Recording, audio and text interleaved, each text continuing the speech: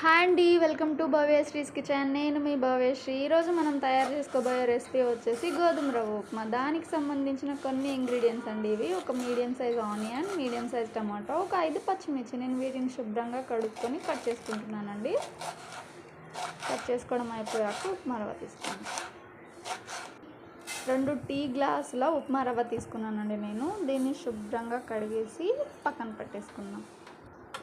తర్వాత స్టవ్ వెలిగించుకొని గిన్నె పెట్టుకుందాం. గిన్నె హీట్ అయ్యాక తగినంత ఆయిల్ వేసుకుందాం.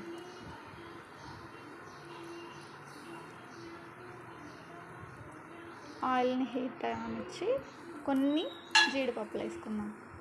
జీడిపప్పులు ఉంటే వేసుకోవచ్చు, లేకపోతే వేసుకోని అవసరం లేదండి.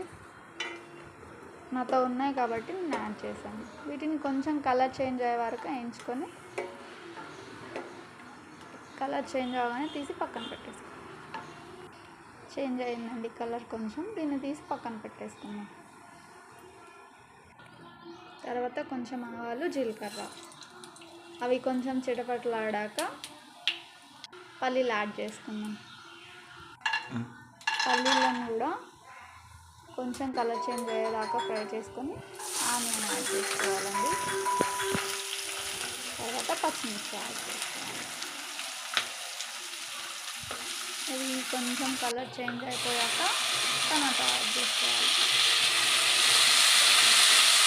టమాటా బాగా మగ్గాక వాటర్ యాడ్ చేసుకోవడమే. నేను 2 కప్పుల ఉప్మా రవ్వ టీ గ్లాస్తో వేసుకున్నాను కదా, వాటర్ పెద్ద గ్లాస్తో 1 గ్లాస్ మొత్తం వేసుకొని ఇంకో గ్లాస్ పెద్ద సగం వేసుకోవాలండి.